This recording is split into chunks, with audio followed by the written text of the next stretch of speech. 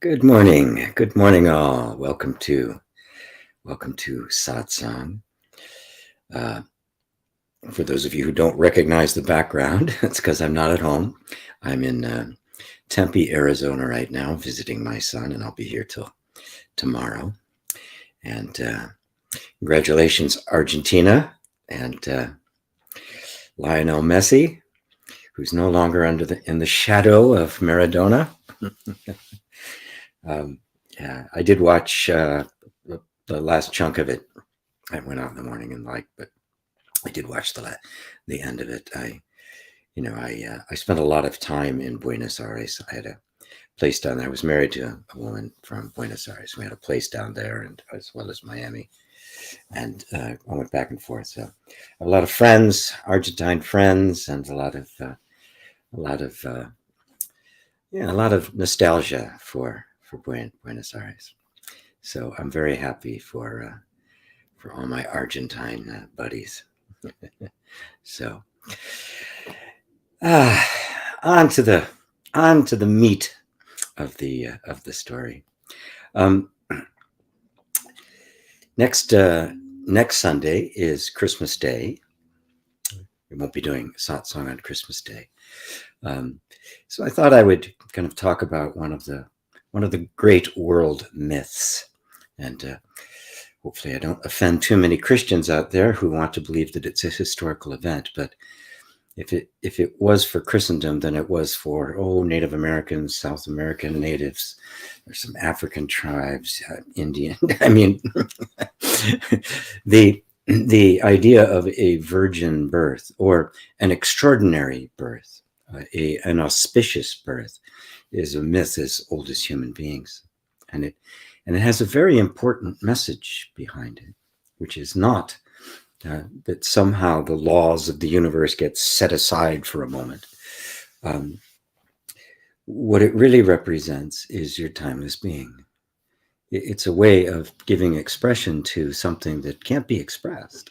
How do you express the timeless? Can't use music, can't use dance or any art form. You can't use language because all of that happens in time. There's no events, no ideas, no concepts, no knowledge. Nothing can express the timeless. That is, accurately, perfectly represent that which is outside of time. And so it has to be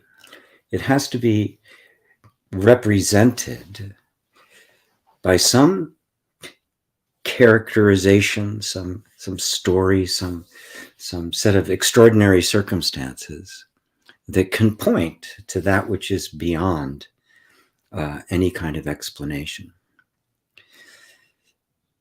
Timeless is being. I mean, being or truth or what is or existence itself. Existence can't become non-existent. Nor is it made up of some particles, nor can it be made up of a series of events, because then it would inevitably have a beginning and ending, literally infinite numbers of beginnings and endings as the particles of the events just flow on. That which is can never be that which is not. And this is what that virgin birth actually represents. It represents your original innocence, your original being, that which was here before the body you're currently walking around in existed. There's a famous koan in Zen. What did you look like before your parents were born? And the point of it is to shake our minds out of our attachment to form, to thinking of ourselves in terms of the form. Your form, the body, the physical body, the meat suit that you walk around in is constantly replenishing itself. It's constantly changing. If that stops, it dies. I mean, that's the whole process of death, is that the process of self-replenishment begins to slow down, deteriorate, and eventually stop. We call that death. But birth and death is happening constantly. It never stops. But what isn't happening constantly? What is absolutely still? The stillness itself. Your timeless being that is outside of time. And you can get a glimpse of that, a little glimpse of that, by simply noticing that throughout your life, there has been something that hasn't changed. It's been absolutely constant. Think back to when you were 5 years old and what you were doing and experiencing, the thoughts you were having, the feelings you were having. All of that was going on. And then just see if you can tune into that the actual experience of experiencing, the sense of something there that was watching all of this happen. Consciousness, the pure mind. And notice that between then and now, the essence of it is the same. It hasn't changed. It's timeless. Time is nothing but change. That's all it is. Time is not a thing. It's not like we talk about the time like a river carrying things along, but it's not that at all, right? There's just constant change. There's this constant flow, and we measure the distance between what we would two discrete events, and we call that time. So time and events and flow and form are one thing that arises all simultaneously. There's not time and events or time and form.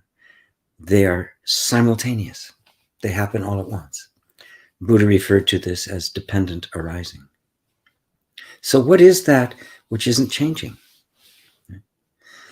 Now, notice, since it's not changing, you can't conceive of it. You can't notice it. If it has no moving parts, if it's indivisible, if it's irreducible, it isn't made of something else. How do you perceive it? How do you see it? How do you know it? Well, the only thing I can do is point to the essential experience that we are all having right now. And that is the experience of your own being. The experience of your being. And just put your attention there for a moment and notice that no matter what's going on, how cluttered or calm, how fortunate or unfortunate, that at the center of it is simply a sense of my own existence. Now, did that sense of existence have a beginning? Did it have a birth? Really look closely and look not to the mind, because we assume that everything had a beginning and an end. But I'm asking you, from the point of view, really look right now at your own experience. Can you find a beginning to it? And if you found some place that was a beginning, wouldn't you have to be there and have witnessed it happening? So that witnessing didn't have a beginning. We have to assume. We can imagine that it did. We can come up with ideas that it did. But when you look closely, you find there's absolutely no evidence for it. Nobody can give a direct testimony of before or after. We can only speak of now. And then we imagine time, events playing out. And yet, all you ever experience is right now. So we imagine that there was a beginning and there was an end. But what do you actually know right now? Right this moment? Can that end? Can now ever stop? These are contemplative things. These are the kind of things that you chew over, you puzzle over. Even meditation is an aid to just come to a place where you're no longer distracted by theories and ideas and concepts and assumptions. And attention becomes more and more rooted just in this sense of existence that is not changing, that you didn't create. It's there effortlessly. There's nothing you need to do to get it, and there's nothing you can do to get rid of it. It's you. It's you without anything extra added. And so the purpose of meditation is to really discipline our attention so that we are rooted in this emptiness, this place that isn't moving, that has no moving parts. It has no form. This is the actual meaning of the virgin birth, or the birthless birth, or the timeless birth. This isn't a denial of experience. It isn't a request that you don't experience anymore. Obviously, that's not possible. But what you experience is this constant flux, so constant and so fluctuating that no matter how thinly you sliced time, you would never find anything there. It would always be empty. And this is what Buddha points to when he refers to the nature of being as emptiness. It's timeless. It's not an it at all. It cannot be conceived. And yet, it's you. It's not like you have no reference point you throw out, you're just floating through space, right? There is something extremely real and extremely unchanging and solid as El Capitan, the world's largest piece of granite. And that is you, your being. And the mission here is simply purging from our minds all self-concepts that are attached to a form, that are attached to time, that are attached to space, that are attached to conditions. And then mind becomes purified. And then mind is no longer even mind. It is not the psychological mind. It is not the conceptual mind. It is the pure experience of being. Pure mind, pure consciousness, pure awareness, Buddha nature are all the same thing. You know, in Zen, usually when I talk about mind, I think I'm digressing here a little bit, but bear with me. When I talk about mind, I'm usually referring to the psychological mind, the patterns of thought, the consistent patterns of thinking that go on. And that concept mind is simply an abstraction. So somebody like Ramana would say, without thought, there is no mind. It's only a word that represents this very complex flow of stuff. Okay? But if you read Zen literature, especially the Zen literature of like from Bodhidharma and the six patriarchs through China and Japan, they use mind in the sense of the pure mind, Buddha mind. What I would call pure consciousness, they would just simply call mind. But they also refer to the psychological mind.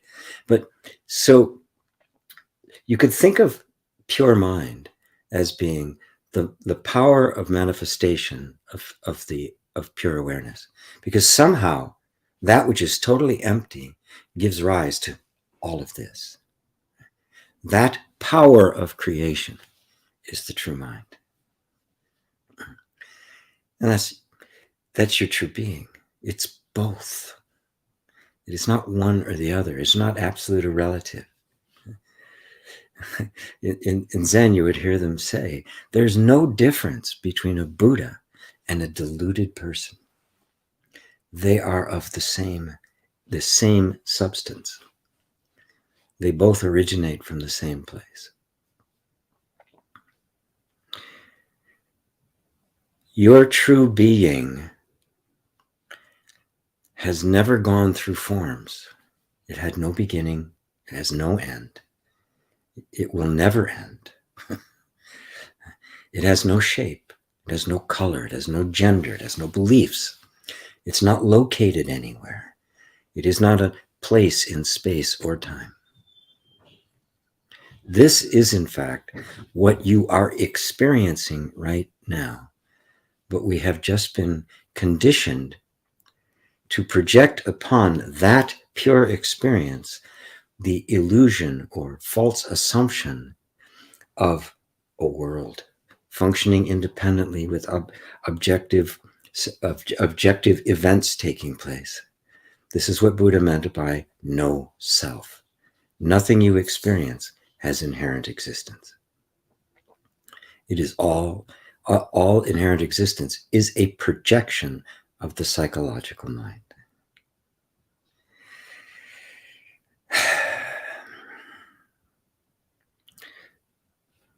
There's not even a need to purify your mind. That would assume that you were impure to start with and had to become pure. You only need to recognize that you always were that you always were the Buddha. It is a realization, not an attainment. And on that note, I think I'll track this a little bit closer so I can look at the questions and say good morning and good afternoon and good evening to everyone. And sip on my tea. No, I don't have my thing with me. I didn't bring it with me. So, hello, Roberto. Viva la Argentine. Yes. Yeah. It was a great moment. It was a great moment. I saw the pictures from the big square with the obelisk in Argentina. It was absolutely packed. And then a friend in Miami Beach sent me a picture of the park, of the whole street area, which was completely blocked off by this little cafe right near where I used to live in Miami Beach. It's all Argentine. And the whole place and the park and everything was just absolutely packed. I was there in 2014 when they lost to Germany. But so anyway, it was a great moment. Hello, Rosario. Also in Madrid, Robbie in Romania, Crispin in snowy Lucerne, Switzerland. Yeah, can't get any more beautiful than that. There's Ava in Poland, Liza, Ida Catherine, hello. There's Carl in Ireland, John Watson in Scotland, Scott Wendell, hello to you, Sally, IGP, yeah, good to see you, Sally. Kimberly, hello, Kimberly, good afternoon to you. There's David and Elaine, Dale Wiggins in Boston. There's Sally. Hi, what is meant by just being in the absolute? And can you give an example of when this happens? No, I can't. So what you want the absolute cannot be thought of. It's like trying to conceive of infinite space. Try to do it. Or even to form a thought of empty space. You can't do it. No thought can grasp that which is formless. It is beyond all forms. And that's what the absolute points to. Right? Remember, the absolute isn't a thing. Don't let yourself turn it into some object of the mind, right? Some conceptual object. Like there's an absolute, like it's a state. It isn't. Okay? So when you say, how do I be in the absolute? I would say, how do you be in space? You just are. You can't get out of it. So we have this idea of ourselves, and that idea is identified with the form, the body. And then we think of the absolute, of this, as some kind of rarefied special state that we're going to arrive at. And there's many spiritual traditions that believe that it is a result of cultivating compassion, cultivating mindfulness, cultivating just more nuanced, more subtlety, more patience, over long periods of time. And then you earn merits and you're reborn, and every birth you progress and the like. This is the opposite. This is not the view of Zen and Advaita Vedanta, which is you've never been that. It is not an attainment. It's an awakening. Oh, I never was anywhere other than that. I've never been anything else other than the absolute. How could I be? It's either true or it isn't. And the idea that it isn't, that it's an attainment, that is all there is to karma. Without that thought, there is no karma. Where are you going? It's like me asking you to get up and walk over to yourself. You can't. You're already there. But this is the most difficult thing for the conceptual mind to grasp. No. It's over there, right? I've got to do something. I need to attain something. I need to grasp something. You don't. You're already that. Now your mind will go, but if I'm already that, I should have, I should have a lot of money. Everything should come easy to me, or I should be walking on water. I should be a Buddha. I should be experiencing enlightenment. Well, that means that enlightenment is some kind of has certain characteristics. It doesn't. This is enlightenment. Are you not aware? That's it. That's all there is to it. And the realization of that is the awakening. And it's just a realization. It's not an attainment. And so you can't get out of the absolute. Can you get out of the truth? Even if you believe something that's completely false, it doesn't change the truth. If you completely believe things about yourself that aren't anywhere near true, it does not change what the truth of you is. And so the practice, for lack of a better word, isn't an attainment. It isn't a refinement. It's a recognition. And there's enough of a recognition in you already, or you wouldn't be here. So now what it is sorting out the wheat from the chaff. All the places where the habits of our mind have been, I'm not that, I've got to get to it. And so you'll find yourself, I'm practicing to become a Buddha. I'm meditating, or I'm tapping to achieve something. Right? And you go, wait, there's nothing to achieve. I'm already that. Then the psychological mind would say, well, if you were that, and you give you this nice long checklist, which are all the things that people have told you that enlightenment is supposed to be. Oh, if it's enlightenment, it's going to be like this. And there's, angels and perfect bliss, emotional bliss. It's going to be, everything's just going to be wonderful, right? And so you go, well, that's not my experience. I'm experiencing all this other stuff, right? Look at the nature of experiencing itself. That's the light. Without that consciousness, there is no experience. Bring the attention to the consciousness that makes all experience possible, and you are in the light. That is the light of truth. To recognize that that is the absolute is the enlightenment. That's the Buddha. That's the true Buddha, not a historical figure, but that recognition of the truth. That's the true Christ, not the historical figure, but the recognition of the oneness with the Father. So you're already there. And that's the whole practice, if you can call it that. It's not even a practice. You don't have to practice being you.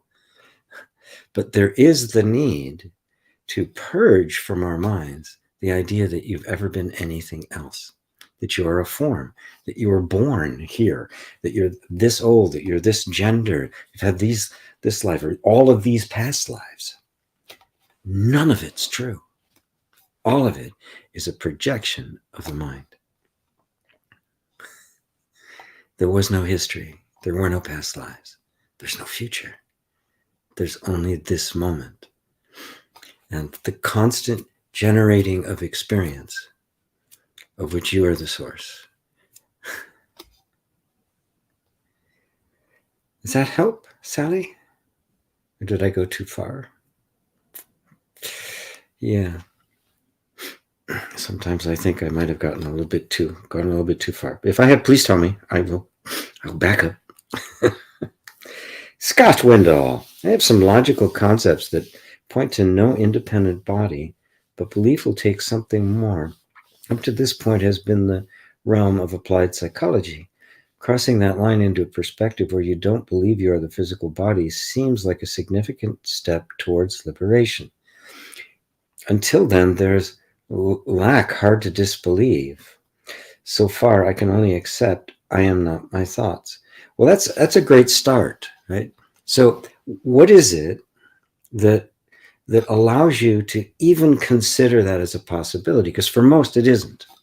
For most, I am the body. Period. End of story. There's not even any consideration otherwise. The consciousness, intelligence, thoughts, self-awareness are all functions of matter, which means when matter ends, they end. When this body dissolves, you dissolve. There's nothing left of you.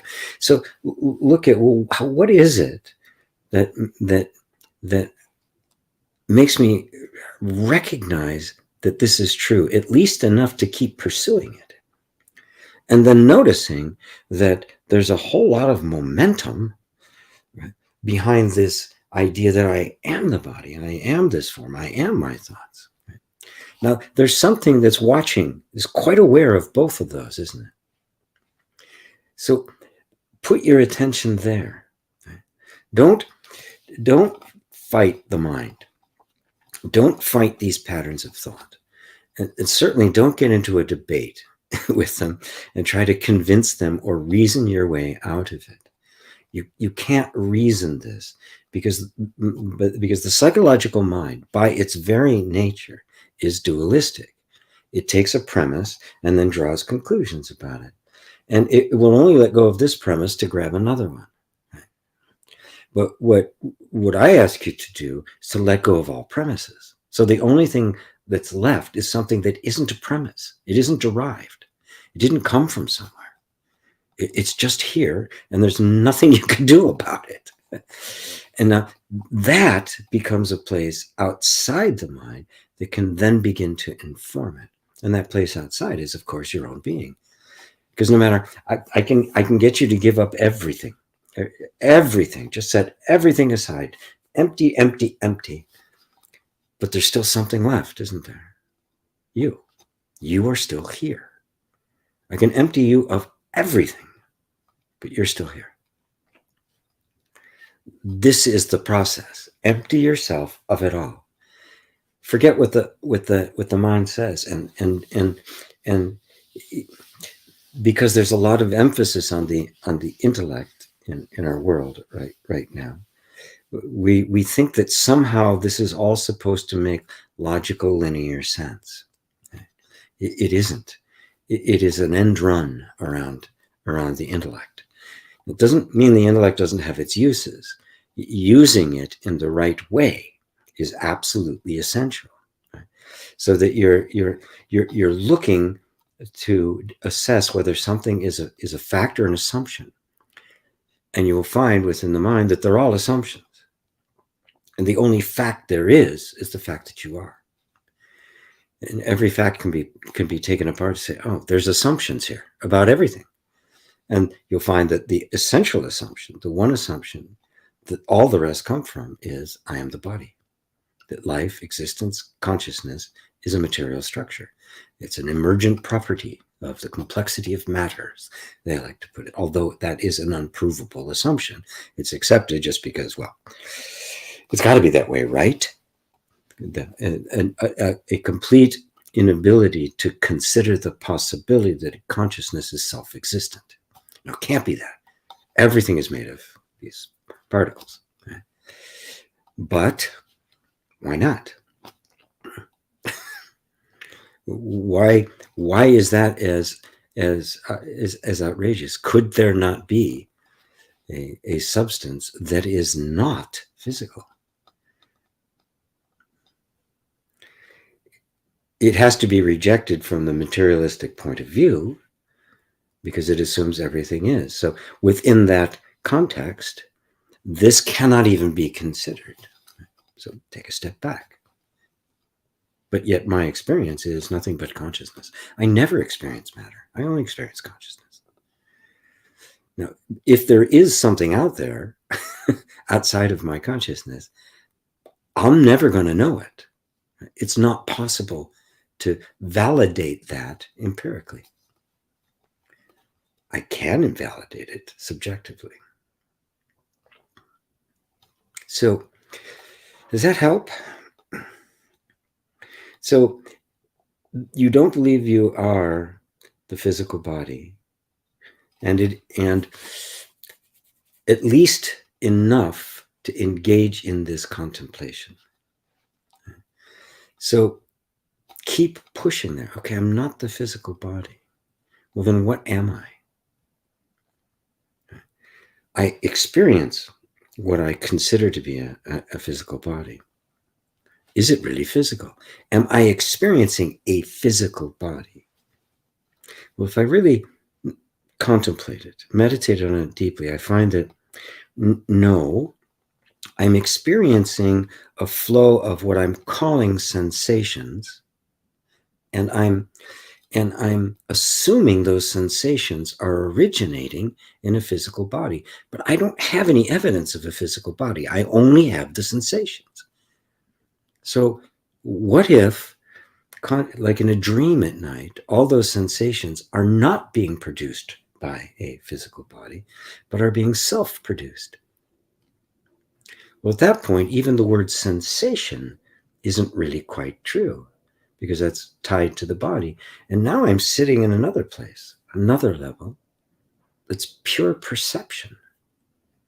I'm just perceiving, but I'm not perceiving something.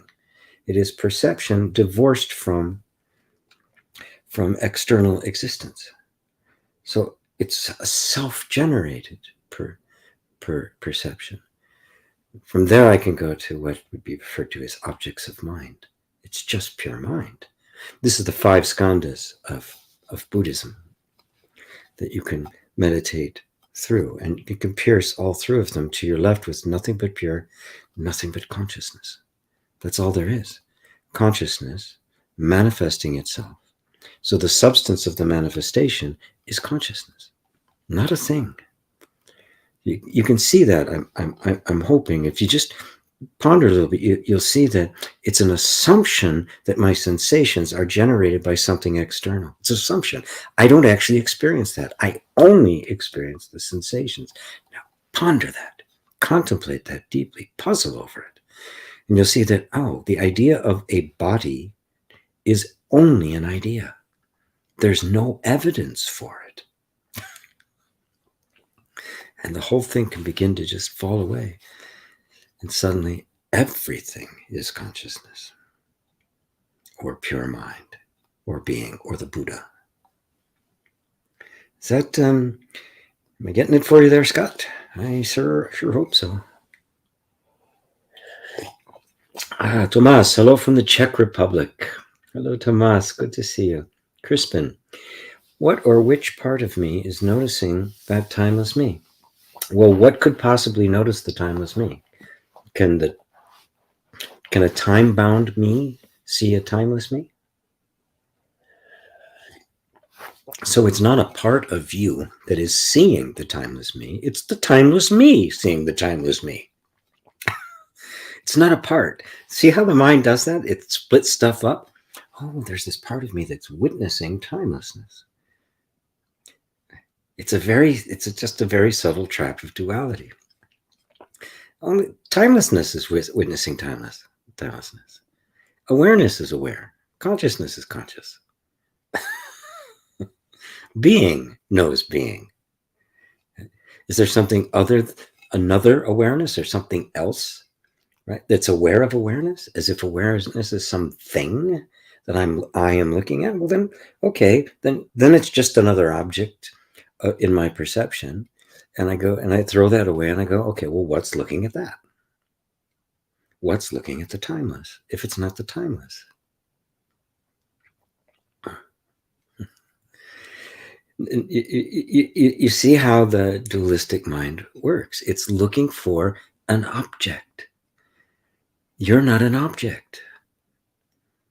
What do you look like from a distance of 0? You cannot conceive of yourself. So you are the timeless. You are the now. The power of now is not referring to something that you experience. It is you. It's another word for the self, the now, the infinite, the boundless. Infinite has no shape. It has no form. It doesn't even think of terms of time and timelessness, because it's both.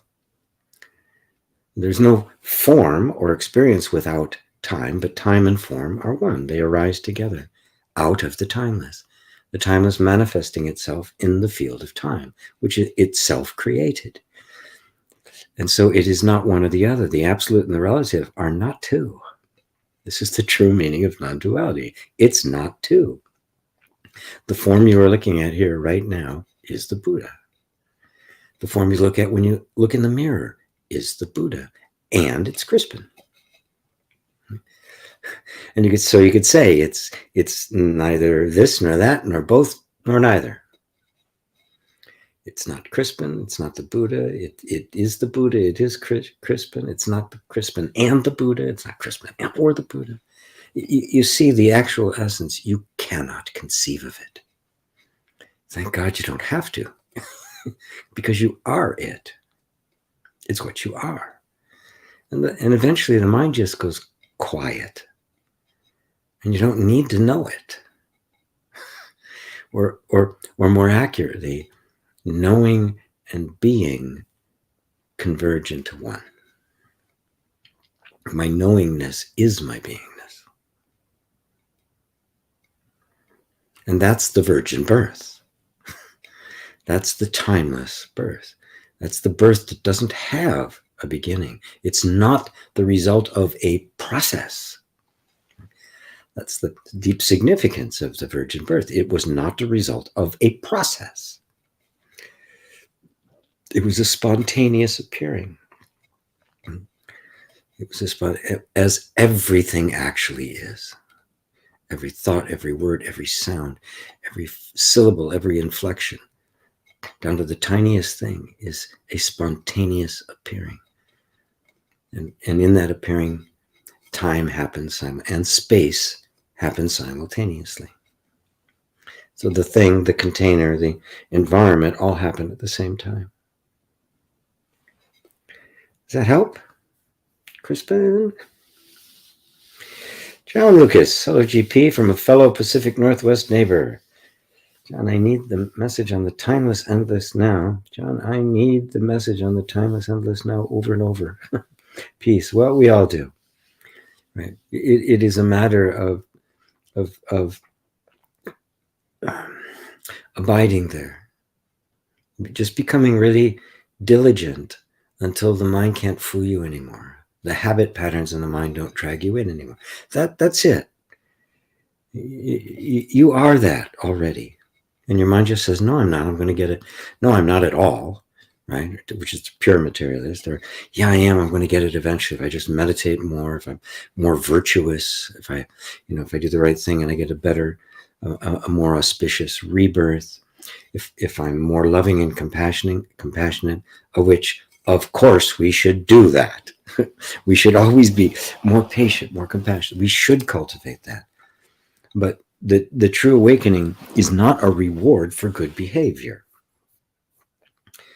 Adjust the screen a little bit. I'm sinking down.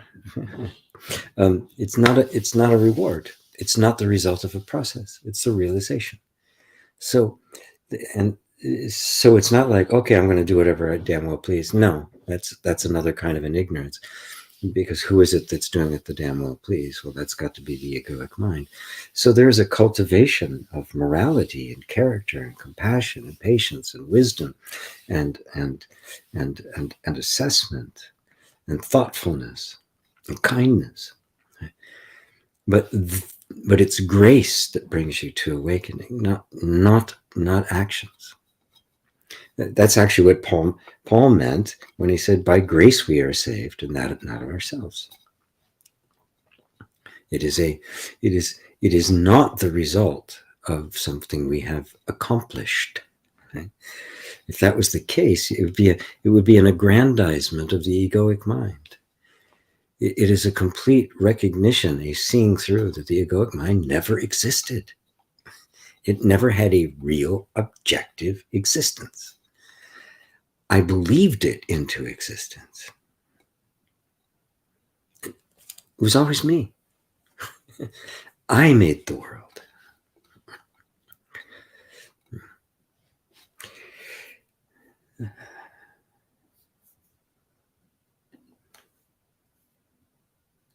Facebook, I love you, GGP. I love you too. Jonas. Hey, Jonas, good to see you. Thank you for giving your name. Carl. Hey, GP, how do we truly celebrate our true selves, each other's true selves this Christmas? Overspending, overeating doesn't quite do it for me anymore. Very good. I'm happy to hear that. Well, by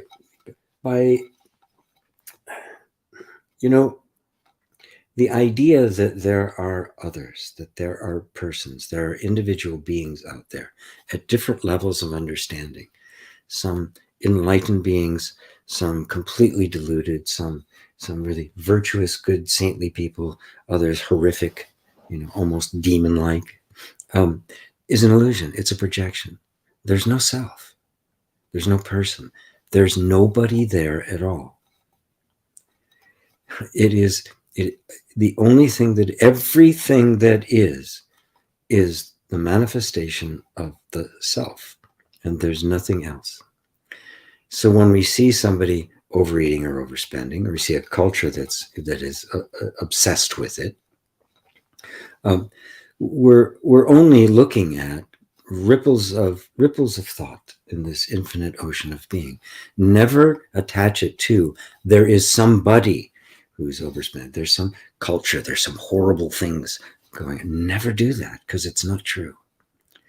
We are purging ourselves from the mistaken belief that there's anything other than the Buddha, than the self, than God, than the I am.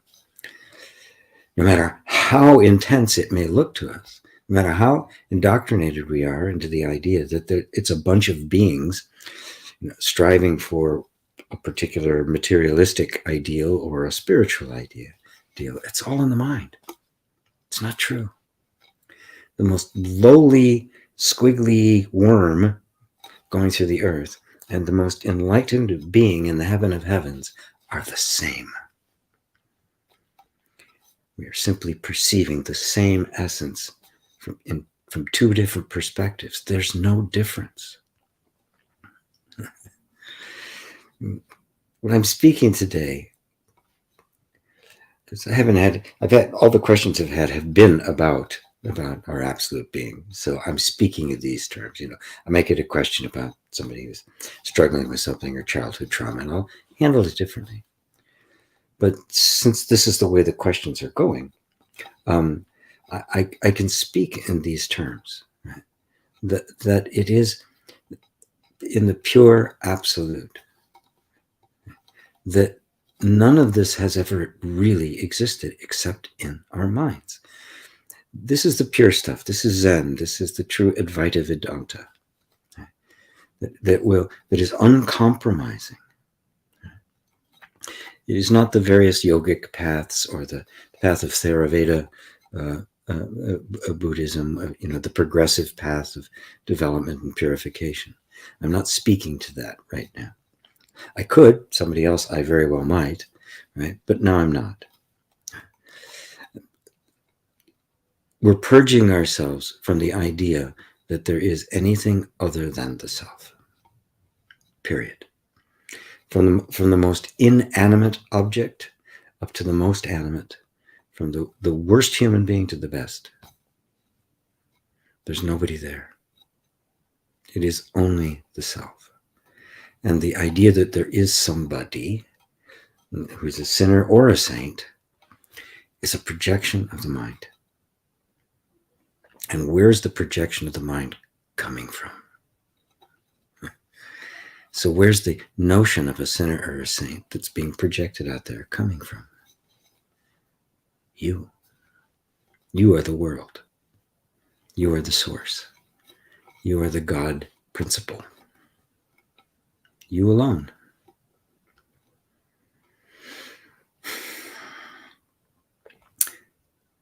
Okay.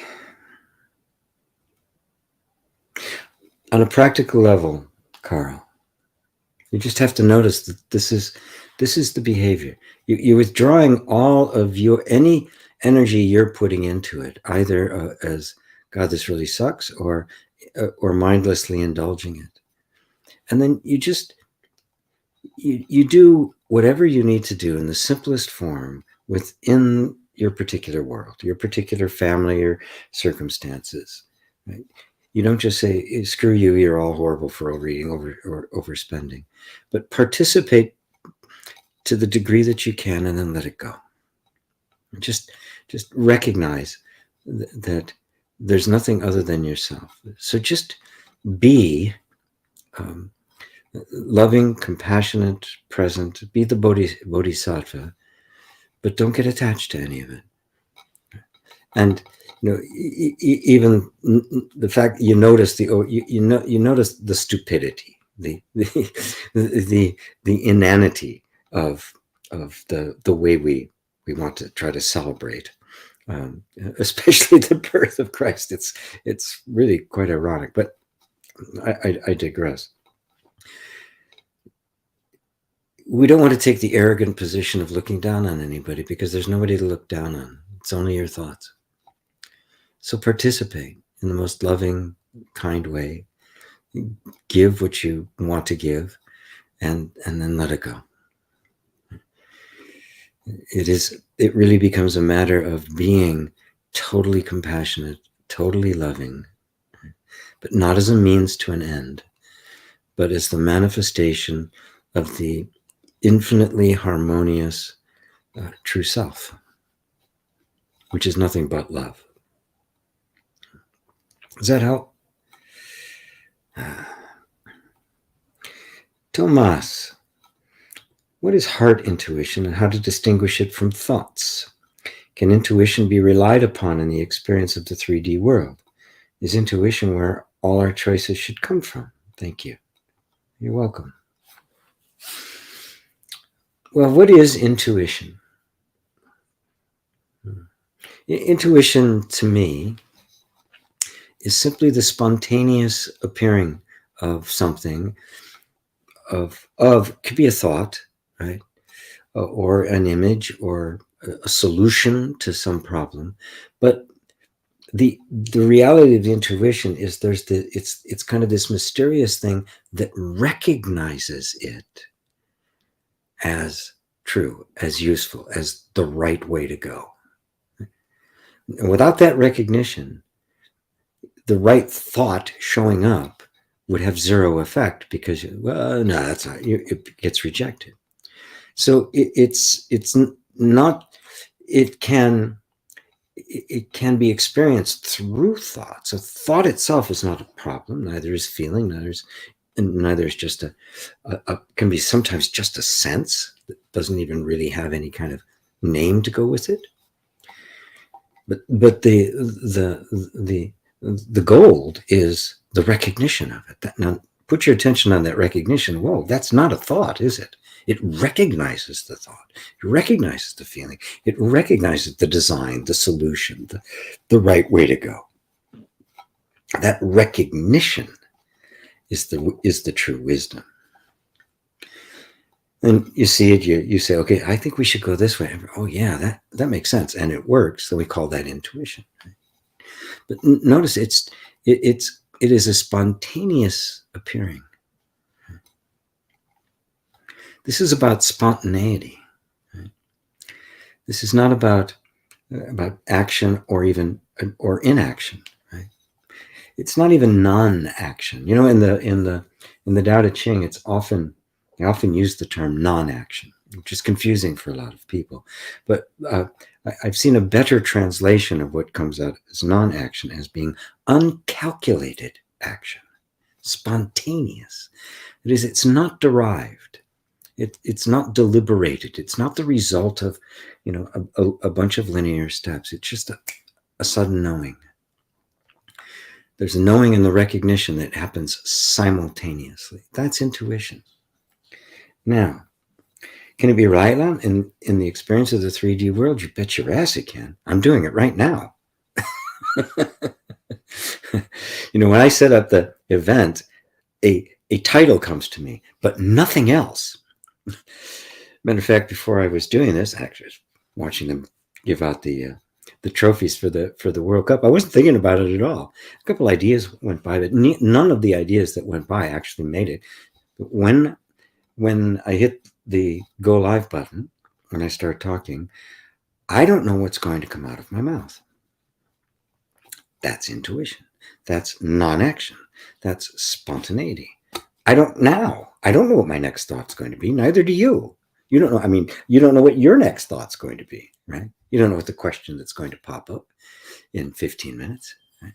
So you see, it's all happening spontaneously. We come to trust that, right? that it is always that way. It's never, ever anything other than spontaneous unfoldment. When I, after learning how to program computers and coming up with something that earned me a raise, a promotion, and a move from Chicago to San Francisco, gloriously, I was just self-taught. I never knew anything about computers. Right? That's what I learned how to do it. I took out a book out of the library and I went through it and I did all the stuff. And just a couple of opportunities came up. And after a while, I was making the regular data processing department look bad. So in a political move, they took me in and put me in that department. They really tried to control me, which they couldn't do, just because I'd actually created a position that nobody could replace. Not calculated, by the way. It just kind of happened spontaneously. Well, anyway, I had to learn this other machine. It was a bigger machine. I worked on these little things. This was before PCs, and it was totally intimidating. I was totally lost. I had no experience with any of this stuff. I was doing basic on this one thing, and I was writing some good stuff, and it was useful. And so I had to learn learn a different language. I had to learn a different environment, and I had to learn this computer that was running banks, right? Well, in those days, the manuals were all printed, right? And so, and the manuals for this big machine it's like 8 feet long and 6 feet tall. And I thought, oh, geez. So I started reading the manuals, and the more I read, the loster I got. I was completely confused. I thought, well, that's it. I had my little moment in the sun. I got some raises, but it's over. And I was riding home in the bus, going over the Oakland Bay Bridge, and I got 2 manuals with me. They're this thick, right? And I'm reading them, and I'm going, that's it. My life is over. I'm going to get fired. I'll be back working at a shipping dock somewhere. Because it was all just nonsense. It made no sense whatsoever. As I was sitting there in utter despair, this voice says to me, Greg, it's not about accumulation. It's about unfoldment. Intuition. Bang. I closed that manual. I never read another thing about computers after that. I realized it was the truth, and I completely trusted it. And I went create some industry firsts that experience. I had PhDs. The company I worked for, they were so concerned. They'd invested so much money, and it all depended on what I did worked, and nobody understood what I was doing. And they hired 3 PhDs to come in and look it over without me knowing it. And the verdict was, we have no idea how he came up with this, but this is brilliance. I have no idea how he came up with it. I still don't. Except that I trusted that. I trusted that feeling that said, "Now this is the way to do it," and I did it. So this is not impractical in our 3D world, is it? Right? Yes, the Buddha mind can write software. It can make art. It can dance. It can hug. It can raise a family. Right? They're not mutually exclusive. As long you start seeing yourself as not separate, that you are the Buddha mind, that every thought you have is the Buddha mind, that every experience is being experienced by the Buddha mind, and let go of Tomas, which is just a concept, and you find that you are the Tao, you are the flow, and that the infinite intelligence is your infinite intelligence. It's not a personal possession. It's more that Tomas is a possession of it, and not the other way around. So it is mystical as hell, but it's also incredibly practical. It meets the needs at right where they are, and is capable of meeting any need at any level of consciousness. It is gloriously loving and complete. So, does that help, Tomas? Trust it. Believe me, you won't be disappointed. Hello, Jerry's. Yeah, congratulations to Messi. Yeah, it's great. He so deserves it. Yeah, I agree with you. Yeah, it's a big deal. There's All Life. Hello from Arizona. Well, I'm in Arizona right now. All Life. I'm in Tempe at my son's house. Brett. Hey, great game. A lot of soccer fans out there. I'm sorry. Football. Real football. David, GP, you look like you're in an interrogation room. I hope the evangelicals haven't got a hold of you. That's funny. There's actually a picture up here, but you can't see it in here. I'm just sitting on the couch in my son's office. He works at home too. So no, they haven't cornered me yet. Awake, not woke. What motivates us to insist on identifying with this puny human form and deny what we intrinsically know, deeply know as our true self? Nothing really motivates you. And I would highly urge you that rather than say, well, why is this always happening? You just go, okay, one moment at a time, right? Rather than trying to make this universal strategy, right this moment. Right? Every single moment brings an opportunity to reaffirm who you really are and deny who you're not. Every single moment. Okay? So don't turn it into this overarching thing, but right this moment, what's appearing to me right now? And then, as always, bring the attention back to the consciousness that is aware of whatever happens to be arising. And remember, the consciousness that is aware of the puny human form isn't the puny human form. It's not touched by any of that. Right? Whether it appears as a glorious insight or a huge setback, do they not both appear in the same empty space of consciousness? So where are you? Do you actually need to fix the puny human? Do you need to fix the mind that keeps asserting that you are that? Or do you need to just see it for what it is, a flow of thoughts that isn't true and doesn't actually touch you? You're the consciousness in which it's appearing. You're not in any of the content. This is the great insight. And so now you don't have to worry about it. What motivates to insist? Nothing motivates you. You're the consciousness. And nothing motivates the flow of thoughts that keeps affirming the separate self.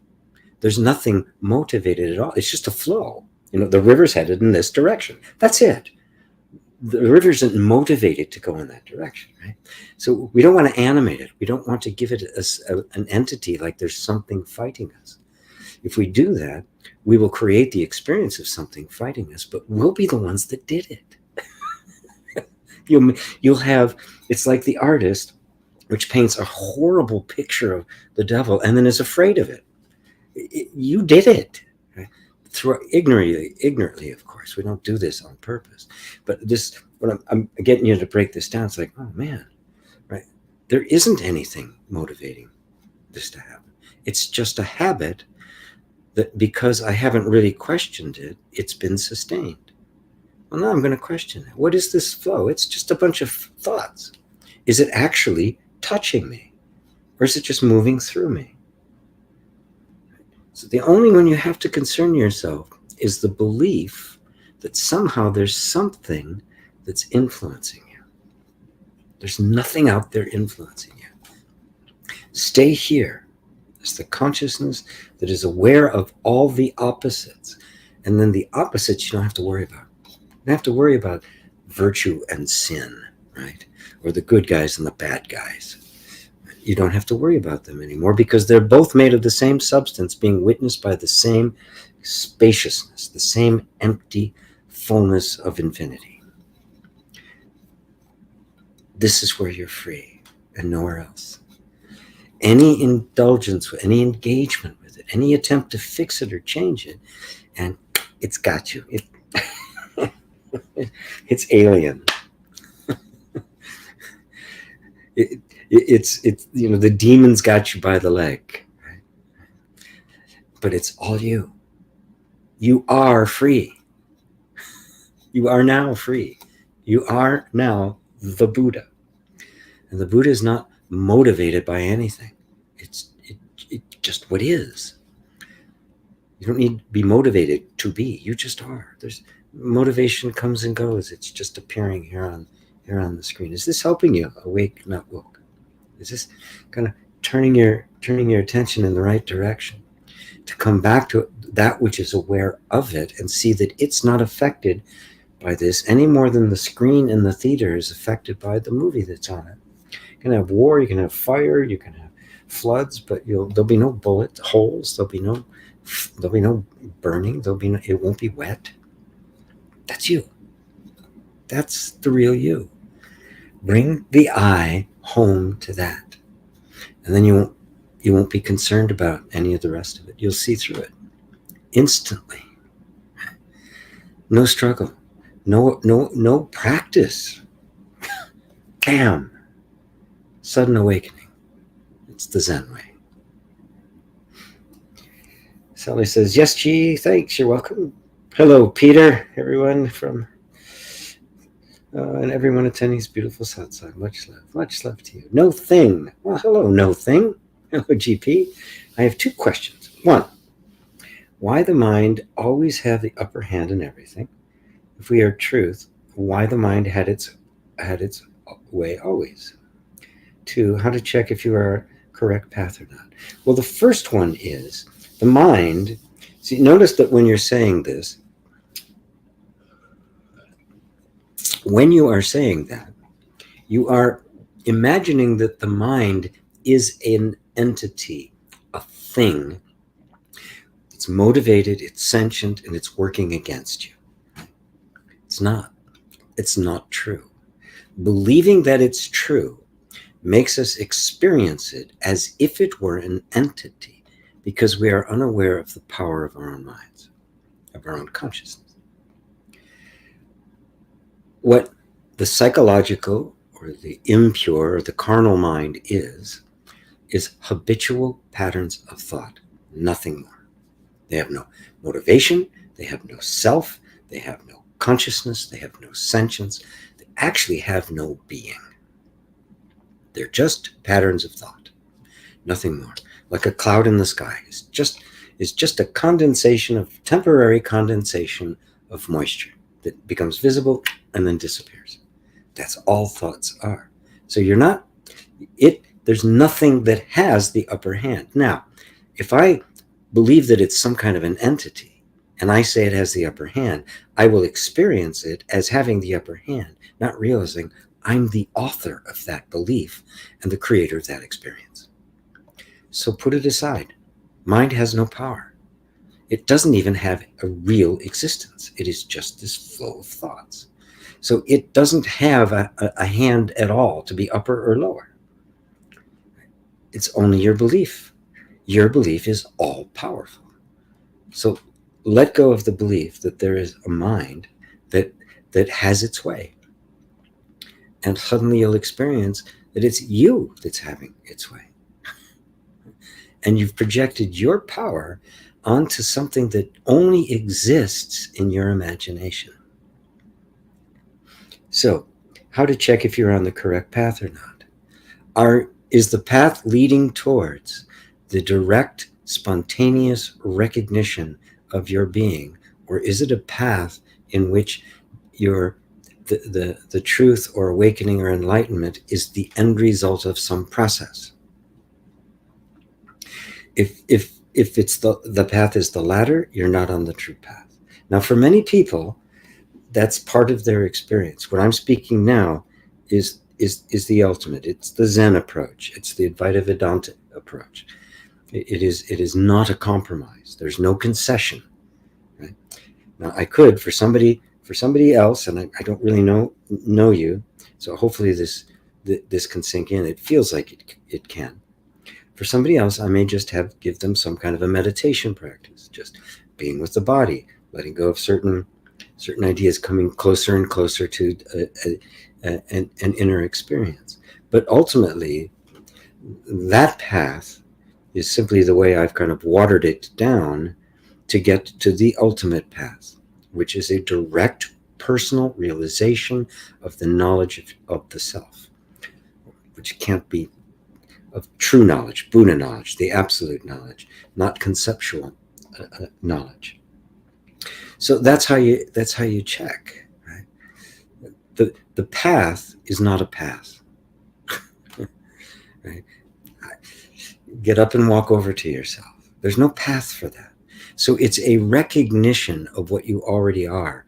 And that process means you begin to realize how you have been investing mind and experience and others with the power and manifestation, and then believing that it's objective and coming from them. This is the great delusion. This is the fruit of the tree of the knowledge of good and evil. Take a bite of that, and suddenly it's all objective. Right? It's all happening out there. And in that moment, you are no longer in the garden. You are somewhere else. Wow. Does that help? Nothing? Hopefully I haven't gone beyond where you are, but it doesn't feel that way. It does feel like through your questions that you see yourself as not the mind, but can't figure out why the mind seems to have so much authority.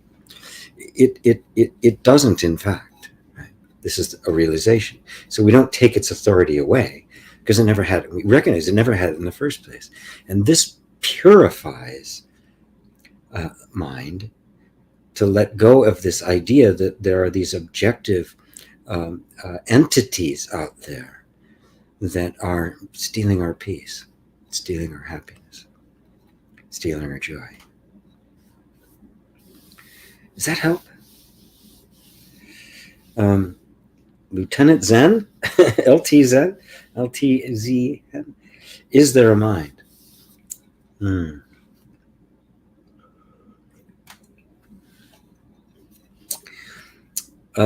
Yes and no. We first have to define what mind is, right? And excuse me for a minute. I've got to get some water. I'm really parched. We'll mute myself, and I will be right back. And then I will answer that question. So stay tuned. It's a cliffhanger. What is mind?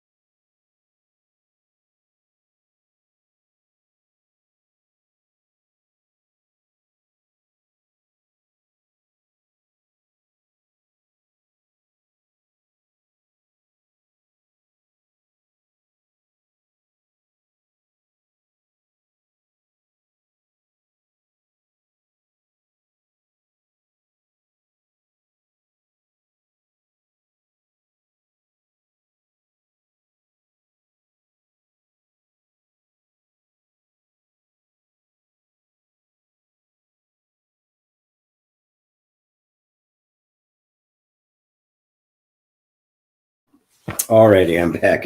My leg had fallen asleep too, so I was limping around here for a bit, trying to get it back alive. So, is there a mind? Oops. Shut the door.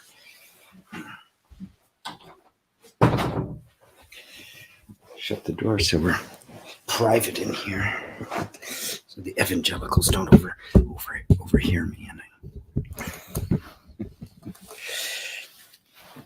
Okay, what is mind? There's two ways of looking at it, and let's start with the common way, which is thoughts.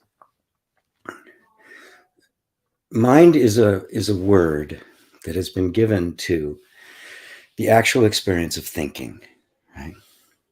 So put mind aside, right? The word mind, which has, the moment we create a word, it tends to collect all sorts of ideas and concepts around us. Oh, this is mind, it's psychological mind. The conscious mind, the unconscious mind, the superconscious mind, all sorts of things like that. Just put all of that aside. And what was the phenomena, the thing we actually experienced that we gave the name mind to? Well, it's thinking, isn't it? It's just this flow of thoughts. We all experience the flow of thoughts, right? So this flow is given a name, an abstraction. So we wouldn't always have to talk about the flow of thoughts. We just use the word mind. And then we can see the patterns of the flow of thought and how they operate. So from that definition, mind is not a thing. It doesn't exist as an entity. It is one with thoughts. If there's no thoughts, there's no mind. Right? They're one. Right? Just like if you don't feel the air going by your face, there's no wind. Right? Wind doesn't exist separate from the motion of air. So from that point of view, we're simply looking at the patterns that thought takes. Now, this is useful because if I think of the mind as a thing that is generating thoughts, I can get myself in a real fisticuff with it. I'm fighting something that appears to be an entity. Well, there's no entity there. So instead, okay, so thoughts are just flowing. Right? But now, thoughts, they're not a thing, right? They're not like, they're like a leaf of a tree, right? Or a piece of dust blowing by in the wind. Right? They don't exist separate from your consciousness of them. So this medium, like fish don't exist outside of the water, right? Take away the water, there are no fish. So if you take away the kind of the medium, the space in which thoughts are appearing, then if you take that all away, what do you have left? Well, you can call that consciousness, or you can call that pure mind. You can think of mind as the space in which thoughts appear, and including the thought of mind, right? The idea of mind. So notice that our experience of thought is happening within a medium. Call that pure mind. You can call it consciousness. You can call it pure awareness. But it's important to see that that pure medium, sitting in the center of that pure medium, is you. You're aware of thoughts. They're not aware of you. You're aware even of the thought of mind. The mind is not aware of you. So at the center of this space, this medium in which all this experience is happening, not just thoughts, but emotions and sensations in all their various aspects, are also happening within this space. That space is the self. That is consciousness. This is the truth when it is just seen as that empty space in which it's appearing. Take out all the content, and it doesn't have any boundaries. It doesn't have a beginning or an end. That's the self. So in that sense, pure mind and the self are one. Pure mind and consciousness are one. Pure awareness, Buddha nature, all one. So that's mind.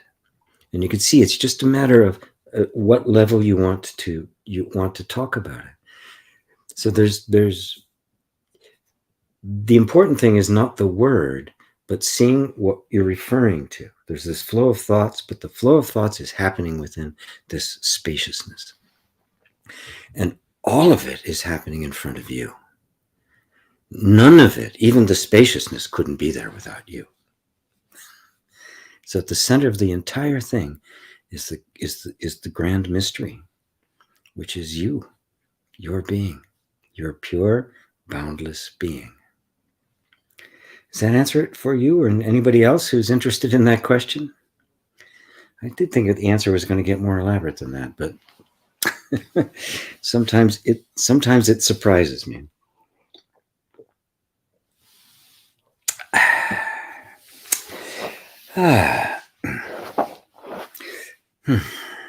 It's all for now on that one. Sometimes I think these questions, oh yeah, that's really deep. There's all sorts of aspects. And all of a sudden it's just like, yeah, bing, bing, bing, done. I like that. Like I said, I have no idea what's going to come out of this mouth. Sometimes I'm actually quite surprised. Really? Oh yeah, that's true, isn't it? Hello, John in Ireland. Thanks for introduction. Rama says to just be. Yes, just be. Impossible for the mind because it doesn't exist, but easy as pie for you because you do. The awakened INFJ. Hey there, Janice. Hope to talk and be with you again soon, dear GP. Me too, buddy.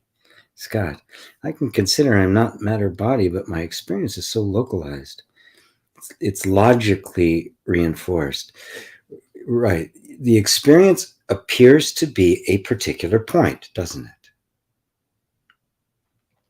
But bear in mind that if it didn't appear like that, there could not be an experience. So experience is defined by a particular point of perception. That doesn't mean you are confined to that point of perception. Now, you can make shifts in perception, can't you? Right? And when you do, your entire universe changes. There's just this sense of being localized in the body. All I can do is encourage you to ask, is it really true? And to go into the actual experience of being localized. And what you'll find is that it is a sensation. There's a sensation of perceiving, of having an experience of a point of perception. And then there's an assumption that there's a me, a form, in a place that's having that.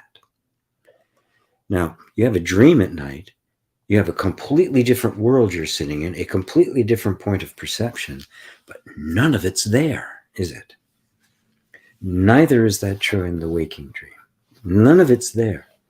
And so it is an assumption of being localized.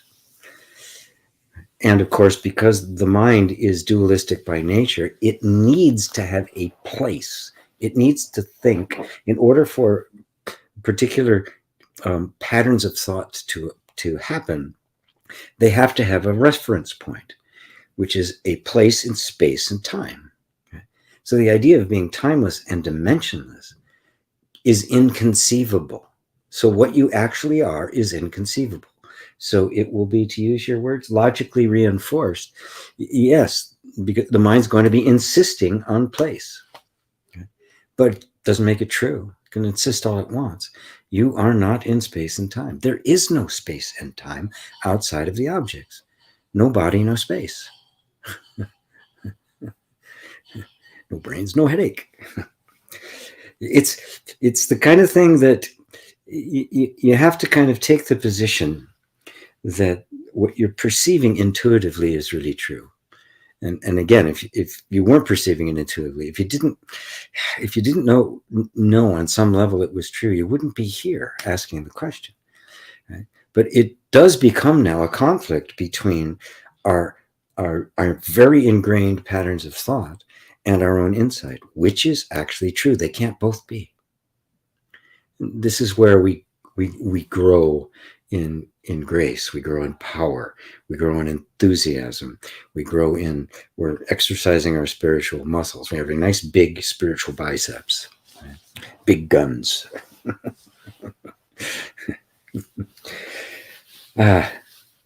Scott, you are on the verge, my friend. Rosalind, hello from Paso Robles, California. Hello, Rosalind. Thank you for these satsangs. Wisdom without being punitive. This has been supporting me to discern between the aligned yes versus the empowered no's. Ah, very nice. And being able to observe instead of choices, it just becomes an expression of free will that wells up from within. Yes, it's even beyond free will, right?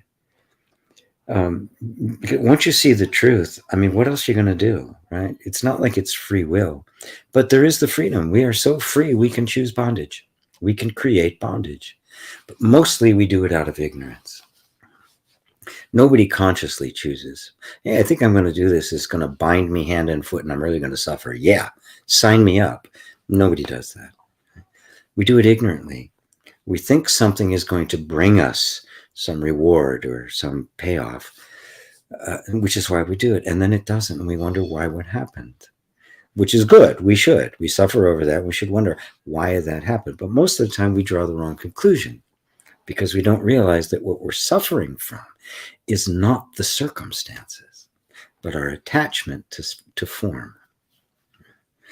And so, yeah, as you grow, you get the power to say yes when you mean yes and no when you mean no. And you know what that is inside, intuitive. There's a conviction. Yes, I know what is right for me, what is the best path in this moment.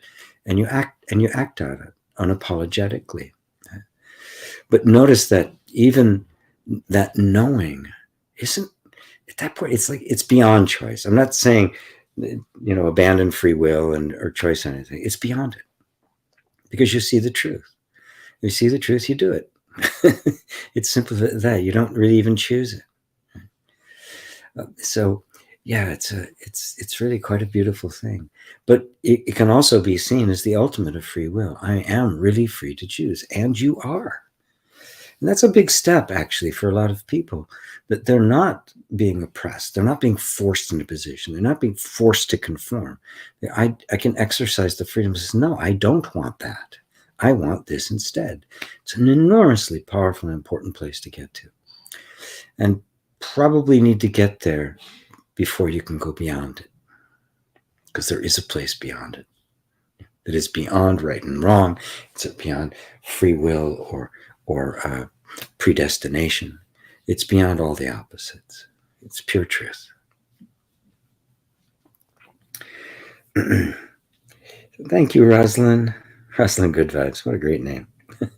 Namaskar. ME23. Jerry, can lucid dreaming help with awakening? No.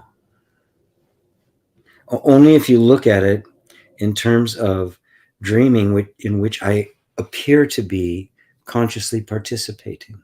Right? But it's still a dream. The only thing that leads to nothing leads to awakening, right? Awakening is not the end result of any process. So nothing leads to it. There is no action you can take, no practice you can do, no meditation you can engage with that will lead to it, because it's already the truth. I cannot make you anything other than you are. So there are no paths. Zen, they call it the gateless gate. the imaginary obstacles. It is only our belief that we are not that. That's it. That's the whole of it. So there can be a lot of positive and useful experiences, and I don't deny any of them. No experience can awaken you, because awakening is not a thing. It is not an action. It is not something that happens. There is no path. There is no awakening as an action. Realization is something else altogether. It is a realization. Oh, it's always been true. Now, one could think of that as something that results, but from a practice or a path, but it's not really true, because that which wakes up, in fact, was never asleep. It is the ultimate enigma. Awakening is simply awake to itself. And you find it was never asleep in the first place. You're already awake. Your mind just keeps telling you you're not. So practice lucid dreaming if you want to, but it has nothing to do with awakening. It's a different recognition altogether.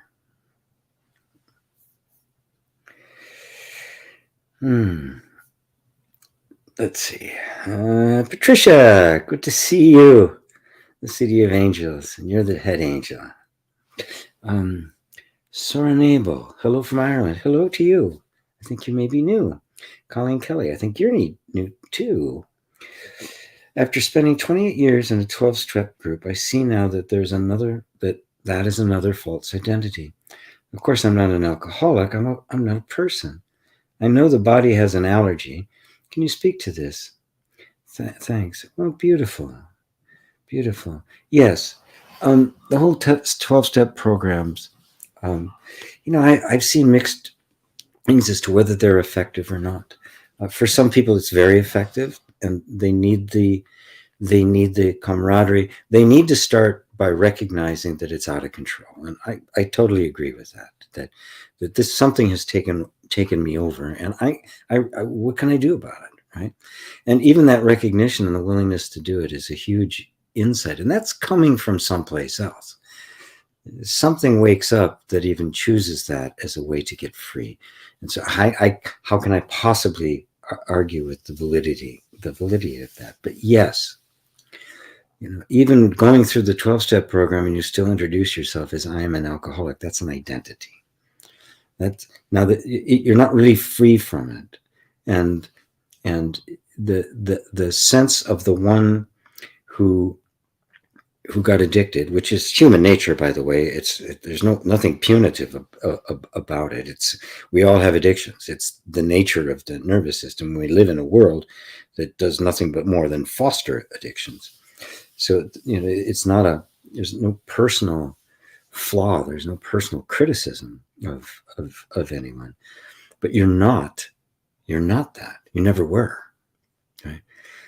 Again, all addictions are the result of conditioning. And our conditioned patterns in the nervous system set us up to become very attached to certain behaviors and things that bring a sense of relief. So even an addiction isn't really the problem. It's just a solution that creates more problems. It brings a sense of temporary relief, but has long-term negative consequences. That's what it is. And so it's the addiction isn't the problem. The pain that it's addressing is the problem. So you don't ask why the addiction, you ask why the pain. And underneath that, there's that sense of the person. Now, speaking about it from this perspective, for most people who are in a 12-step program or are wrestling with something like that, it would be premature to do that, to speak this kind of non-dual language to somebody who's struggling with something like that. I don't think it would help for the most part. Rarely it might, right? But it would be pretty rare. They need different kind of support to get through that. But as you're seeing here, you're saying, I'm not an alcoholic. I'm not a person. I see you've already gone beyond that, right? That you have come to see that the alcoholic, the addictions, all of the behaviors were not a person. They were the conditioning. On our conditioning, we project the sense of it being a person. We give what in fact is just the functioning of the nervous system, and we make it a self. And then identify with it. So now I'm a person. I'm an alcoholic. I'm whatever, I'm brilliant, right? I'm a success. I'm a failure. All of those are conditioned patterns that we project a sense of a self on. There's no self there. So no, you're not a person. Recognizing the action, the habit energy of the conditioned body, which is also the conditioned mind and conditioned emotions, to recognize it as such is to have some distance from it. And that recognition empowers us to basically kind of go through the struggles when it feels like it's so demanding you can't possibly turn it down. It allows us to get through that and get beyond it until all of our dependencies have fallen away. Recognizing conditioning as conditioning is a huge step. Recognizing that I have projected a sense of self on it is a bigger step. And I'm recognizing that I've never been that. I've always been the pure, untouched, innocent, unaddicted self. Because the self cannot be addicted to anything. You're not the person, right? And so even then you can begin to realize that conditioning itself and the body are only concepts. There's not a body that is addicted. That too is only in the mind. And you can take this even further than you already have. Oh, that's just a thought that I have believed into existence. That doesn't exist either. It's purely a creation of the mind. So I am right now completely and totally free. I have never been touched. I don't have to recover because it was never me in the first place. No convalescence. No, I can't remember the name of it now. But none of that. Thank you for bringing that up, Colleen. Colleen Kelly. Well, that sounds Irish. Maybe you're in Ireland too. So thank you really very much for sharing that. I am, says me. You are, says I. Creative Revolution. Good evening. Listening from my taxi home. Left my social earlier to get to Satsang. Very good. Thank you, Susanna. Wonderful, says me. Golden Ghee. I think you're new too. So glad to be here. I recently found you and you've helped me a lot. Oh, so glad. Question. How can I get my life together? I have a trauma of holding many threads, not committing to any one path, even one decision. It's destroying my life and relationships. How can I get it together?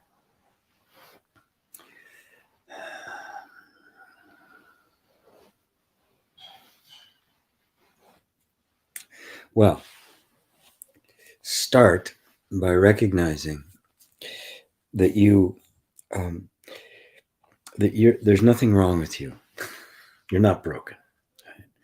You're not experiencing anything other than the mixture of your spiritual desires, your spiritual aspiration, your desire, your natural human desire for a healthy, safe, functioning life, and all of the conditioned patterns and stuff that got laid on you throughout your life when you didn't know any better, that are in conflict with it. So you just notice that there's all sorts of conflicting feelings. I want to reach for something else says no. One foot on the gas, one foot on the brake, right? And recognize this is the human condition. It's not a personal flaw on your part. It doesn't mean there's something wrong with you.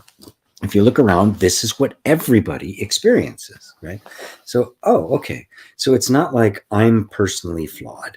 You're not. Right? I can say that with complete confidence. You are, in fact, not broken. The system, your whole nervous system and mind and everything are functioning exactly the way they were designed to function. They're just functioning from a position that you've never been able to scrutinize and determine whether or not this position was valid or not. Okay. So, how do I get my life together? First off, stop trying, because can you feel that in that I don't have my life together? How do I get it together? I don't have it together. There's this affirmation that somehow my life is completely a mess. Right? Now stop, take a nice step back, and go, well, what would it look like if it was together? What is it that I'm reaching for, right? that I don't have? Right? What would it look like if it was together? Right? Now, oftentimes, there's just a feeling that nothing is right. We don't really know what is right, right?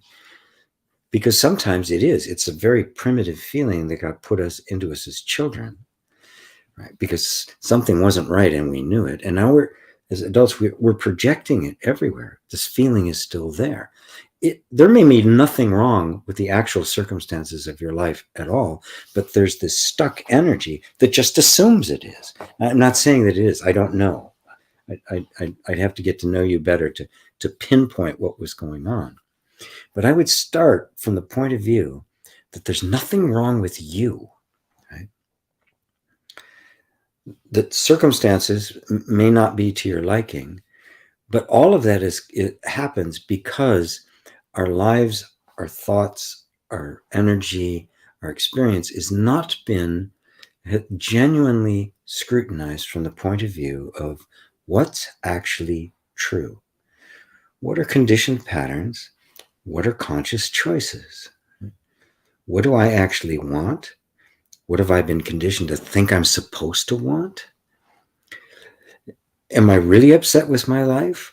Or is there just this energy that's upset with every goddamn thing? Nothing's ever right.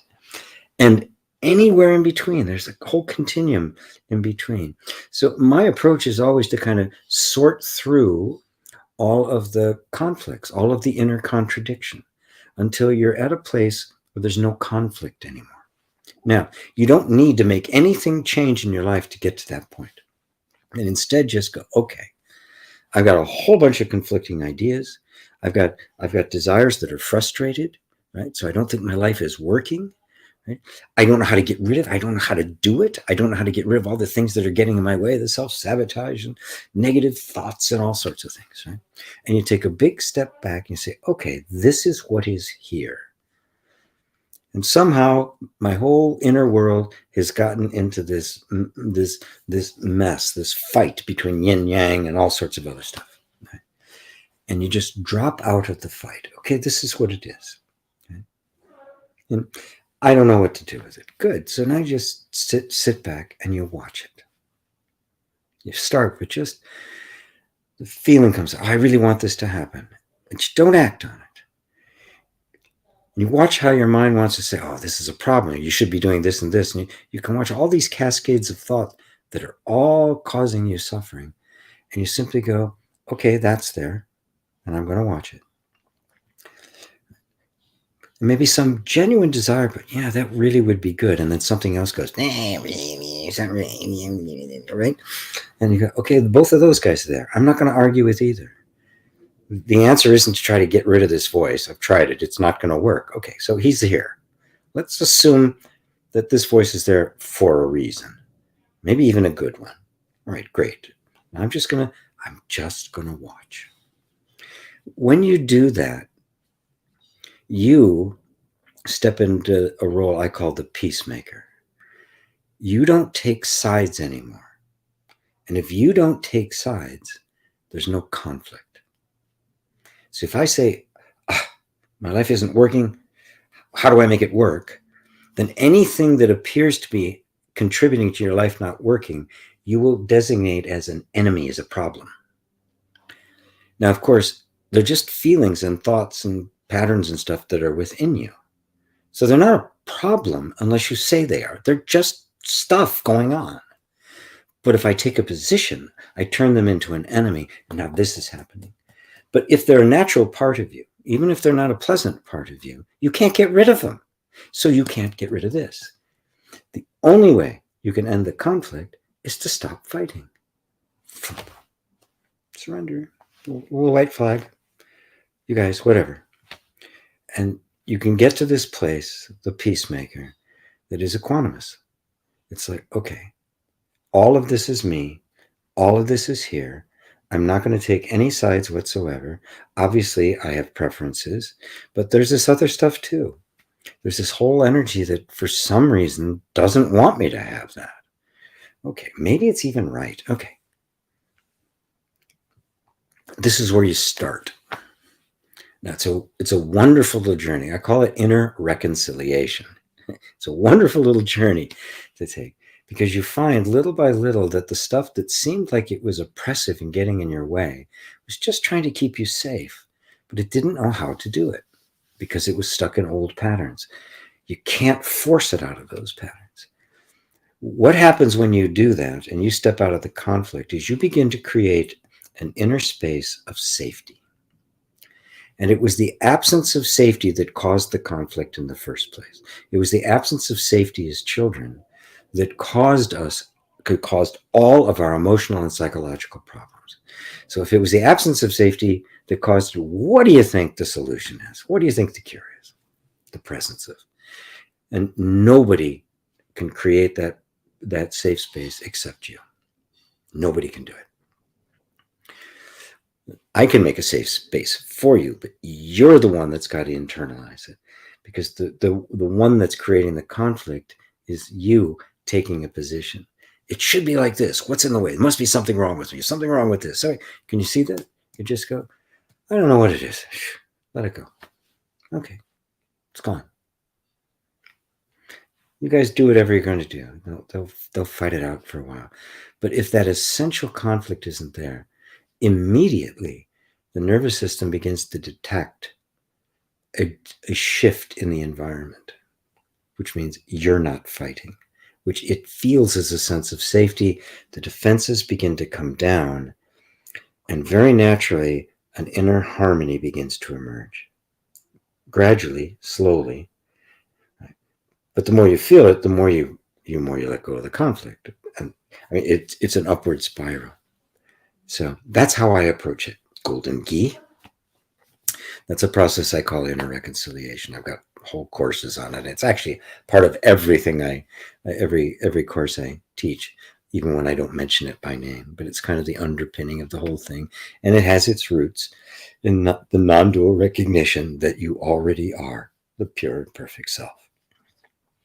So nothing's broken, except our mind keeps telling us it is.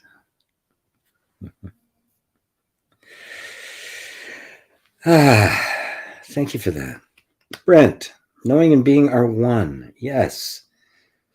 It's the whole doing thing that seems to get in the way of peace. Thoughts? Yes, it is the belabored, planned, scheduled doing of things, the spontaneous doing, uncalculated doing, is the nature of life itself. So it's just a thought that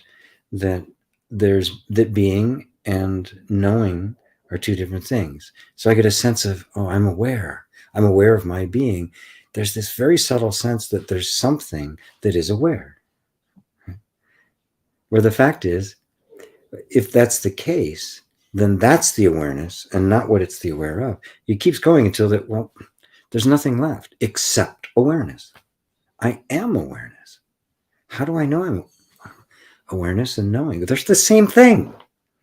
I can't be aware without knowing that I'm aware. I can't exist without knowing that I exist. Nor can I know I exist without existing. So, they're not two.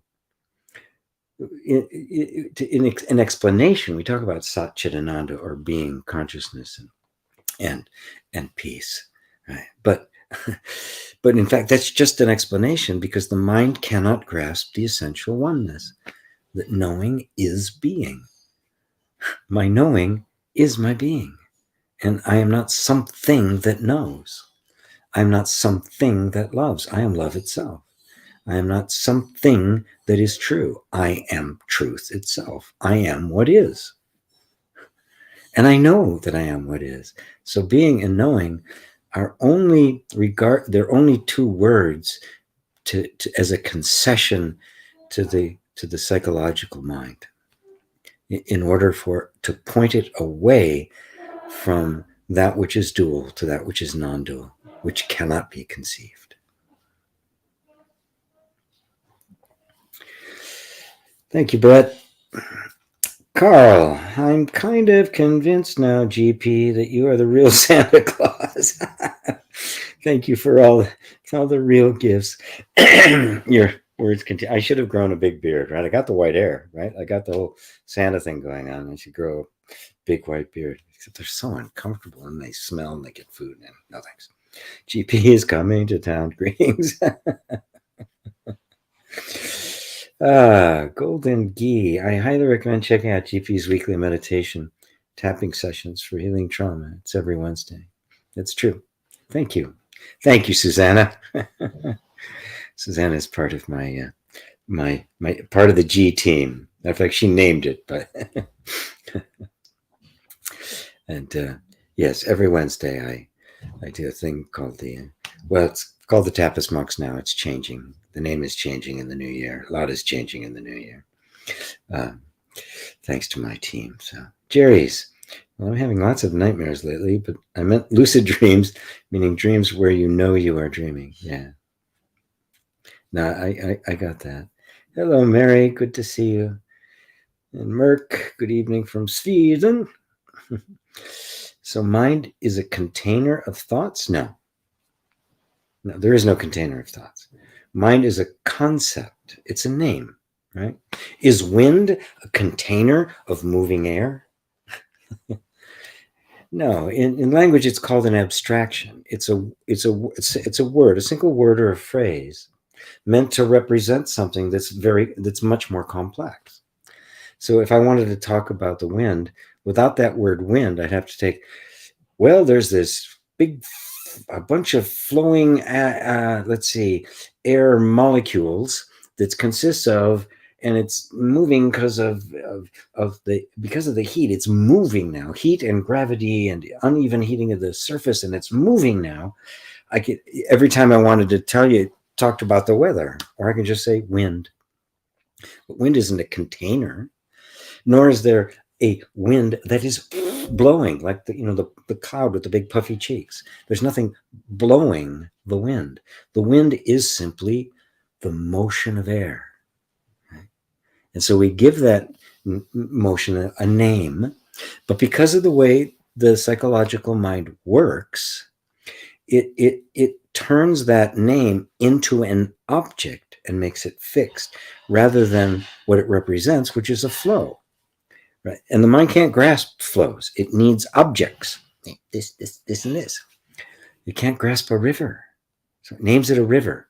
Well, what's a river? It's a flow of water, right? You can't stick you can't stick your foot in the same river twice because it's never sits still. Right? So that let's see. So no, it's not a container. It's just a word to designate it. So thoughts are just flow. That's it. And like everything else in the universe, they flow in patterns. Right? Everything is a pattern of energy. Right? A little thing here. Right?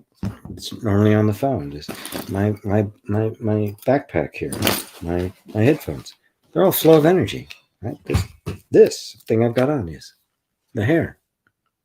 It's all energy in motion, right? Nothing is static. And so that's what mind is when it's used as the word to reference thought. If you put your attention on the medium through which thought is flowing, like waves in the ocean, what is that? That's pure mind. That's consciousness. That's reality. That's the self. You got that, Mary? There's a Mary Hendy. Hello, Mary Hendy. I think you're new. Got a lot of new people today. Yay. Thank you, GP. Says nothing. You're welcome. Creative. So what if I feel irritated by someone? How do I practice Buddha mind if someone is totally in their ego and it feels infuriating? The only thing that reacts to ego is ego. Why is it don't say that they're in their ego, right? That's your perception of them being judged by your ego. I'm going to be blunt with Susanna because she knows me well. Right? So why does it feel infuriating? It can only feel infuriating because you think they should be different than they are. You think they're not the Buddha mind. You think they're not the Buddha mind. What, you mean the Buddha mind can act like that? Well, there it is. It's either an individual, which means it's separate from all of reality, or this is a manifestation of reality. The most arrogant motherfucker on the planet and Buddha are the same. Okay? God, we don't want to accept that. We want to make everything, it's all the same.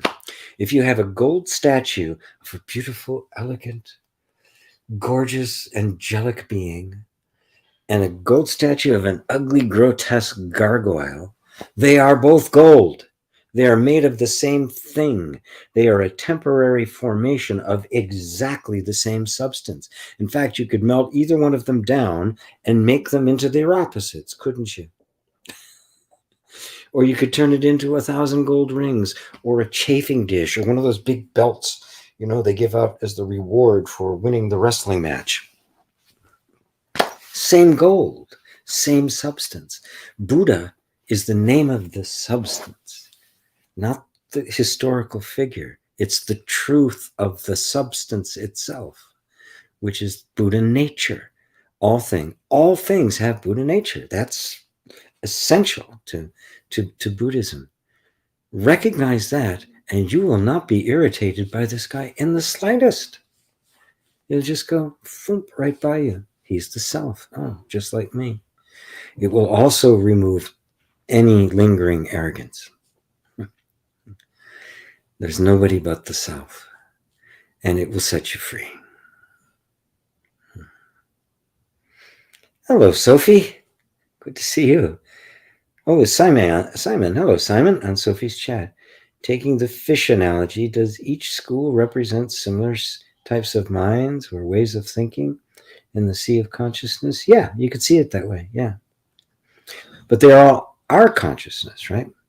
We look at the ocean now and we see all the fish and we say they're in the ocean. Right? This is how we perceive it. But if you look at the entire history of the ocean, right, instead of just a little time slice, see the entire thing as this flow. At one point, it was just a primordial soup, right? There was nothing in it. And in fact, it is made up of these tiny littler things, right? So the ocean, or even the primordial ocean, isn't a thing either. It has no self, right? It's empty because it's made of a bunch of other stuff.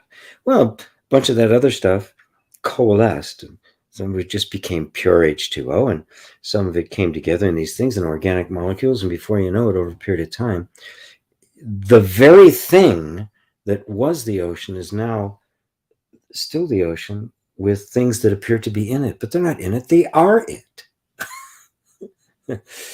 We've just looked at it, this tiny little time slice here, right?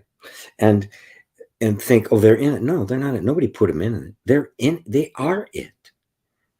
The ocean and its contents are one. So using that same analogy, the ocean of consciousness and its contents, all the various states of minds and appearances are consciousness. Ah, there we are. My bot. Hello, bot. New adult site, girls 18. Oh, my bots. Is that how's that for you, Simon? Does that work? You begin to see how the mind really breaks things up into objects where there are no objects. The ocean is just this process that's been going on, and part of the process is the life that's in it. And yeah, so it crawled up on the ocean crawled up onto the shore, right, and took the ocean with it. It made this skin. We're what, 80% water? So it made a little bag that it could keep the ocean in. Right? A recyclable bag, and crawled up onto the shore, brought the ocean with it. So it's still the ocean, right? It's still the ocean. It's very funny.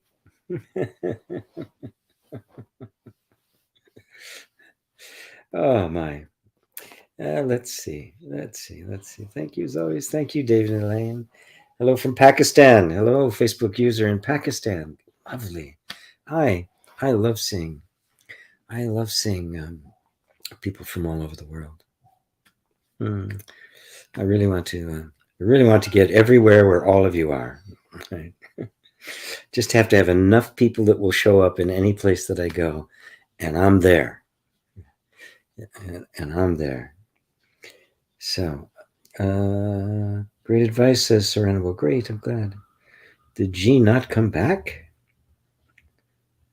Not sure what you mean by that, Susanna. I'm here. I'm not in Seattle right now. I'm actually traveling tomorrow. Yeah, so I'll be back in Seattle tomorrow afternoon. Love you too, Faith. I love you too. It was so good to see you yesterday. At first, I didn't even realize it was you because I'd never seen you without the Habib. And there you were in this glorious red hair. It was wonderful, wonderful, wonderful, wonderful, wonderful. So enjoy working with you. Well, look at this. It's not quite 2 hours, and I appear to have run out of questions,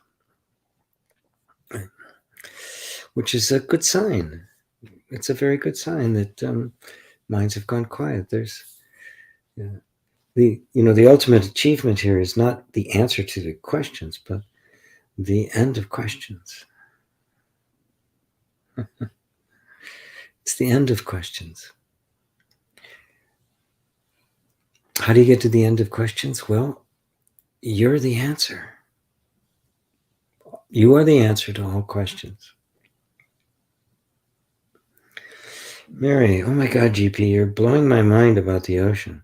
I see that this is always happening with new species being discovered. Yeah. When you step back and look at it from the point of view of the timeless, you see this infinite unfoldment, this infinite expansion, this infinite transformation that is all of the same essence and substance and origin. And it is not something it's just this endless process of the same thing appearing in an infinite number of forms. So it is the ocean. It is the Big Bang. It is the self. Everything manifests the self. The self is the timeless, the inscrutable, the ineffable, the unknowable. And it manifests itself in time. Not that time exists, and there's the self and then time, and it manifests in there. Its manifestation creates time spontaneously. And the self is always spontaneous. It doesn't plan, because that would imply time. It creates time spontaneously. The self plays jazz. It is improvisational. It is not deliberative. This is your nature, by the way. When I talk about the self, I'm not talking about something out there that we're aspiring to. It's you. You are the self. You are the creative reality. Yes, it was great. Yes, my curly red hair. I am so happy for you. I am so happy for you. It was so great to see them. Is that Faith? I don't remember. I have no idea what she looks like. It's like, oh my God, it is. Oh my God, it is. So joyous. Your curly red hair. Lovely, lovely, lovely, lovely. Oh, when everybody realized that it was you, Faith, there was so much happiness. People have said to me. Wonderful. All right, all. Thank you. Merry Christmas to you. Happy holiday, whatever it is you happen to be celebrating. Thanks, GP. I love the creature crawling out of as a bag of sea. That's what it is. That's what it is. Yes, a very Merry Christmas to those of you who celebrate Christmas for whatever reason. Right? It's just a tradition. It's a fun thing to do. I like to do it. I'll go hang out with my granddaughters. The older one who said, "You're going to be back." I said, "I'll be back by Christmas." "You better be back by Christmas." So I have to leave my inherited grandson here, who we're getting closer and closer with. It's really great, and my son down here. Hopefully, when Alex goes off to to college. They'll move closer to me. Of course, I don't know where I'm going to be. I don't know where I'm headed. But at any rate, next week there'll be no satsang. So the next satsang will be on the first day of 2023. So if you're not too hungover, those of you who spend the evening in a pub, I will meet you here at this same time and place. Well, not this place, and we will be at it once again. So by all means, send me your questions at gpwalsh.com. Soon I will have questions at omschool.co. That's coming. I'm going to be doing more and more with Homeschool in 2023. Thank you all. Hey, Bo, good to see you. And thank you for your kindness in paying for your friends' sessions like that. It's done her a world of. It's an enormous blessing you've done for her. So everybody, enjoy this holiday season, however you may choose to celebrate it. I'll celebrate them all. I'll celebrate Hanukkah, Kwanzaa, Buddha's Enlightenment Day, Winter Solstice. I don't care. I just like the parties. So I'm totally agnostic when it comes to spiritual traditions. I'll take them all. All right, my loves. So good to see you all. Until next time. Namaste.